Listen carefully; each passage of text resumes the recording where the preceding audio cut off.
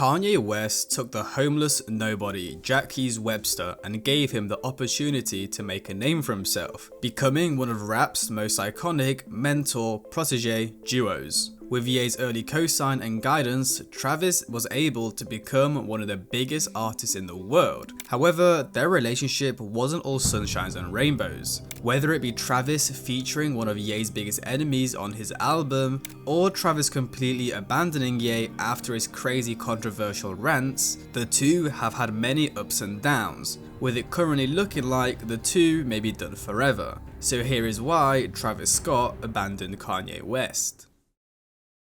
Before Travis ever met Ye, just like millions of other kids across the globe, he was someone he looked up to and wanted to be since he was a kid. But when Kanye came out, it was like, yo, that's producing. I was like, man, like what the F? Now I got to learn to make beats. I started picking up beats like at 16. I got really serious at 17. That's when I put together tight beats. So it seemed like Ye inspired Travis to not only rap, but to also develop his producing skills. So first, let's bring it all the way back to 2011, where at this point in time, Travis was just a 19-year-old nobody in college. Now, even though he was making music and posting it online, it wasn't really getting any attention, and he knew he had to do something to get his name out there. Now, Travis, as I said, was a huge fan of Ye, which you can easily tell by just listening to his earlier music. He sounds like a clone. And when Travis was listening to Kanye, he always noticed this one producer that was on the credits, Anthony Kilhofer, the Grammy-winning genius behind songs such as Fellas in Paris, Click, and many more Ye hits. Now, back in the day, Anthony had his email simply listed online for anyone to find and contact him. So Travis searched up his email and started sending him music. Now, even though Anthony was getting thousands of emails every week, Travis stood out to him from the jump, simply from his Gmail profile picture, which at the time was a burning American flag. Now, even though he was listening to Travis's stuff, he wasn't really feeling it, and at first never gave him much attention. And it wouldn't really towards the end of 2012, after Travis released his song Lovesick, that people started taking him seriously. Not only did this grab the attention of Atlanta rapper T.I., but it also allowed Kilhofer to see the potential in Travis and introduce him to Ye. When I was in this hotel, all of a sudden I got a call like, yo, when can you come to New York? I was like, yeah, I'm homeless right now. This fella like, yo, Kanye wants to F with you. I was like, oh shh. Next thing you know, I was on the next plane back to New York. I don't know how Kanye found out about me. I think it's just like people in his camp being like, man, you should F with this shh. He didn't call me directly, someone else called me, like an engineer, with Travis of course meaning Anthony Kilhofer. So of course, Travis would instantly fly out to New York to meet his idol. And then how did the Kanye connection happen? The guy I used to work with, Anthony Kilhofer, he was like Kanye's engineer since like day one. I reached out to Kilhofer through email, just, you know, on some artists trying to get on. I flew out to LA one time for a meeting that only lasted 15 minutes. Like, it was just crazy. It was just like, but you know, he came. So when I started popping up on blogs, I reached out to him again because I didn't know nobody I could trust out in LA. Yeah. So he was the only person I met face to face in LA that knew something about the business. He played my music for Kanye, and that was that. You know, and that was that. But he played my music video. I dropped this music video. I directed and edited myself. And I'll never forget it. The text, he sent me a text like, oh man, yeah, watch this video. He just watched it twice. He never watches a video like all the way through.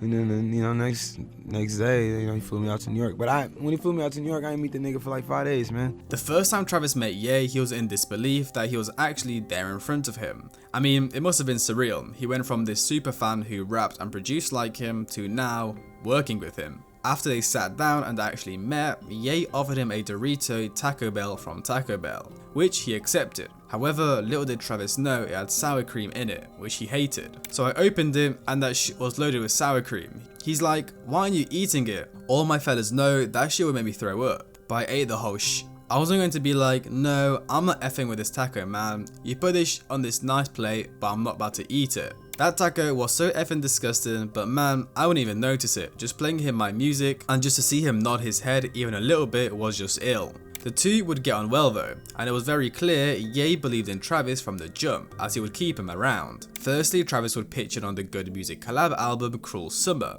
I was around for the creation of all the Cruel Summer records. I have credits on it. To the World, In the Morning, and I did some programming on the Don't Like remix, with the project eventually dropping in the September of 2012, where Travis not only produced but also featured, as he would rap a verse on track 8, Sin City. Even though the two were talking and working almost every single day, Travis was still extremely nervous playing music to Ye. I was so nervous, like if I play something, will he like it? Should I rap in front of this fella? How can I rap in front of this fella? Like, I look up to this fella. Kanye knows what he's doing, man. This fella's a genius. Sitting next to him and making these decisions is like ill. Now, with him having some buzz around his name from his work with Ye, it was now time for Travis to launch his own career with the release of Owl Pharaoh. After Lovesick blew up, Travis had signed to T.I.'s Grand Hustle Records, who he released the project through in the May of 2013, with features from his label Boss alongside Bon Iver, A$AP Ferg and Meek Mill, with him now also being very tied in with Ye's group, having the likes of Mike Dean and Rick Rubin help him on the project. Shortly after the release of the project, Ye was very sure of Travis's talents, which led to him signing Travis through a publishing deal to his G.O.O.D music label as an in-house producer. From this point onwards, Travis was seen as Ye's protege and hip-hop's next big superstar. Not only could he produce, but he could also rap. Later in 2013, Travis would continue showing off his talents as he would produce on Ye's Yeezus on tracks New Slaves and Guilt Trip, with him also joining the Yeezus tour where he would open up a couple other shows. An incredible opportunity for him. And as time went on, the two would continue collaborating. Ye would feature on Travis Scott's 2015 debut album Radio on the track Pee on Your Grave. Both would then feature on the song Champion, Watch with Lil Uzi Vert, and Washers in Blood. And now moving into 2018, Ye and Travis would not only be seen in the studio and on tour together, but now in family settings, as Travis was dating Kylie Jenner, Ye's then sister-in-law through Kim Kardashian, who he had dated since 2012, which you need to know for later on. Then of course in that year, Travis would drop his hugely anticipated album Astroworld, which took huge influence from Ye in terms of sound and creative direction, and he was even supposed to feature on the track Skeletons, with him recording his verse in the 2018 Wyoming sessions, however not making it on the final cut, as Pharrell and The Weeknd featured instead. But Ye was still listed as a writer on the song, as Travis had still used the reference track he recorded. And even though he didn't have any actual features or production credits, Ye's fingerprints were all over the album, with he himself even acknowledging the fact that Travis is a copycat. No, I like the originators, man. Okay. You know, I don't mind, like, you know, the copycats too. And by the way, you just gotta say it like it is. You know what I'm saying? I say if somebody copy me, I'm like, you copy me. You know what I'm saying? I tell Trav, like, yo, you copy me, boy. You know, and it's like, but I love you, but just know what it is. You know what I'm saying? We ain't gotta be, no, but hey, man, it's our community, man. Travis Scott or Kid Cudi? Kid Cudi, because Travis is a mix of me, Cudi, and Rocky. Jesus. Now, at first, it seemed like Ye wasn't very happy with Travis, as he had featured Drake on the song Sicko Mode, who at the time was in a very long beef with Ye. On the song, Drake said, "Jesus Christ, checks over stripes, that's what I like," with this being Drake referencing the fact that he's affiliated with Nike whilst Ye was with Adidas. I still got scores to settle, man I crept down the block, fellas think it's sweet, it's on side, which are some bars that could have been slight disses at Ye. Now of course, Ye would see these and would respond with a huge series of tweets. Family first, F clout. F that Sicko Mode song, family first and always, with him referencing to Travis Scott as family. I have a problem with sneak dissing. I hit Trav earlier today, now he just hit me. More threats. Drake called me, threatening me. It's not about rap, it's about family. We have to be close as a family and never let these people infiltrate just for radio spins. Trav is my family and let this Met throw sneak disses at me for clout. I heard Drake had more bars dissing me that were removed. I used to bring Travis with me everywhere. With me, I'm an inspiration for both him and Drake. How you gonna be on a Trav song coming at me? Trav should have never allowed that. With not only Ye of course being angry at Drake, as of course they're beefing, but also at Travis for getting Drake on his album whilst dissing Ye, just to get extra streams and clout. However, a short time later, Kylie Jenner would come out to clear up the situation, saying that everyone is good and moved on. and it would definitely seem like they were back on good terms, as Ye would perform at Travis Scott's Astrofest in 2019 and later in 2021 would even dedicate a Sunday community service in memory of the 10 Astrofest tragedy victims. But in that same year, Travis would get himself into more issues with Ye after he featured on Drake's Fair Trade from his project Certified Lover Boy, where he threw more shots at Ye, more specifically on the song 7am Bridle Path, which was full of lines aimed at Ye. But the one that stood out the most was, I could give a F about who's designing your sneakers and tees, have somebody put you on a Gildan, you play with my seed. With this being Drake suggesting he's going to get Ye killed. So obviously Travis featuring on an album from an artist who is not only beefing Ye, but also threatening to kill him. Now Ye would resolve this by putting everyone involved in a group chat and saying he's richer than all of them. The rumor is that Drake kind of took a shot at you on that song, but Travis Scott was on that same song, was married. Did it ever put a strenuous relationship? Oh yeah, I put everybody on a group text. Everybody gets the group. And what I don't like is like, you know, when I'm talking, who's in this group text? It was Jay-Z, Kim Kardashian. So it's like Trav, but then Drake says it's like he said, I'm gonna put you on a Gildan. I have somebody put you on a Gildan, which means put you on a t-shirt, right? And I'm talking to everybody that's in this community. Drake said that in the group on the album. No, not on the group text. He said it on the song. Okay. And I'm talking to all these guys, Kid Cudi, Pusha, Drake, Jay-Z, Kim, and Trav. One of the lines I said that was legend is I said, I'm worth more than all of y'all on this text combined. But everybody, everybody wanna, soon as I start dropping bars, oh my God, he's in the episode. Oh my God, he need to go to the hospital. Oh my God, oh my God, oh my God. And it's just, oh God, oh no, oh no. And they have shit that's called like flagrant fouls inside of the league. So in this group chat, did you tell Travis Scott that was a flagrant foul? Exactly. Okay. Because no, the thing is, he could have put the line on without everybody knowing. And Ye would even call out Trav and Drake in his song Life of a Party, which Drake himself leaked in the middle of their beef on his special radio show Sound 42, where Ye would say the lines, Sci-Hi told me to my face that Sicko Mode was his biggest song, which could be a shot at potentially either of them. Firstly, Ye revealing the fact that Sci-Hi ghost wrote Travis's song, whilst also saying that Sicko Mode is Drake's biggest song. Trav, smile for these white people if you want, while we build a team to get Hoover out the joint. Which is Ye criticizing Travis for being a sellout and abandoning his people, whilst Ye sticks to his roots and try to free Chicago gangster Larry Hoover in an attempt to give hope to young men and women who engage in violence. But as usual, they would get over it and nothing ever really happened, especially as Travis is pretty much neutral and has never chosen sides in his career. But I guess he still has some responsibility to maybe not feature on an artist's album who is in an active beef with someone you signed to and your idol. But even after this, Ye would continue showing support to Travis in some quite odd ways. In 2022, he would weirdly attack Billie Eilish after she stopped her show in Atlanta as a fan had an asthma attack in the crowd, which Ye saw as a shot at his artist Travis after the Astrofest incident. Come on Billy, we love you, please apologize to Trav and to the families of the people who lost their lives. No one intended this to happen. Trav didn't have any idea of what was happening when he was on stage and was very hurt by what happened, and yes, Trav will be with me at Coachella, but now I need Billy to apologize before I perform. Now, whether this was a little bit silly from Ye, it showed us how much he cared and loved Travis and would never let anyone disrespect him. Even though I don't think that was Billy's intentions, I think she was just trying to help out a fan. And Travis always had Ye's back too, as after he divorced Kim Kardashian around 2022, he wasn't allowed to go see his daughter Chicago West for her birthday party. However, Travis had sent him the address, which allowed him to attend. Yo, I'm so happy right now. I just came from Shy's party, and I just gotta shout out to Travis Scott for sending me the address and the time and making sure that I was able to spend that birthday memory with my daughter, to be there with the rest of the family. And I just saw everybody. It was Chris and Corey and Kylie. Kylie let me in right when I got to the spot because the security stopped me once again when I got there.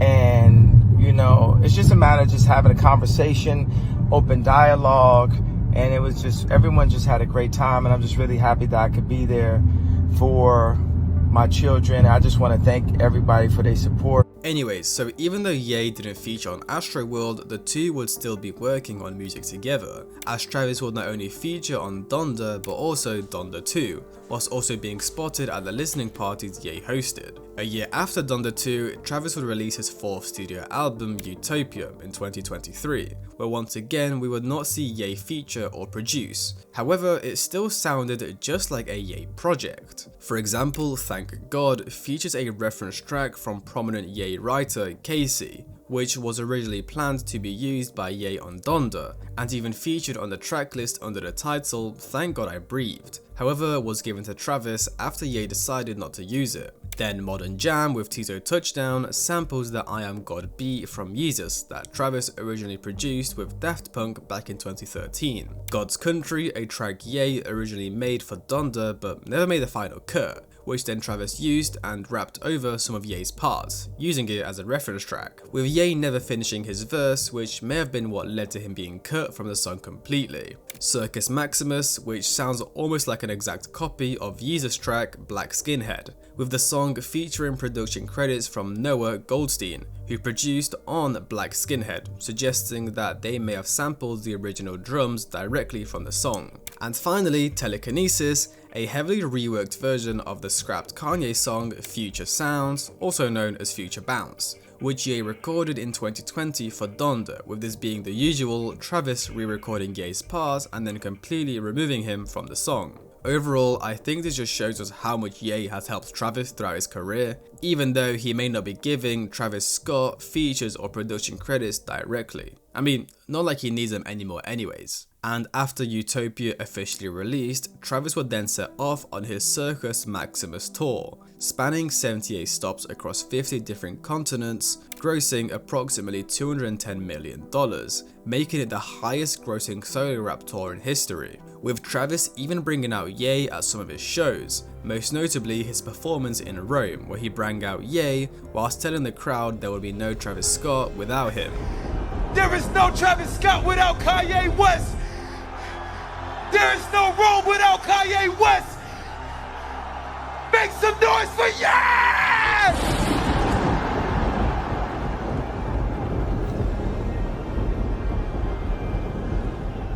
And then in the February of 2024, we would get the last collab between Travis Scott and Ye, F-Some from Vultures 1, alongside Ty Dolla $ign and Playboi Carti. But even though now we know it was their final collab, that was not what fans expected at the time, as throughout the year the two even teased a collaborative project together, as Travis would post a trailer featuring Ye, captioning it Ye and the Jack. However, this of course would never happen. And then moving into the next year, 2025, things would really only go downhill from here for the two.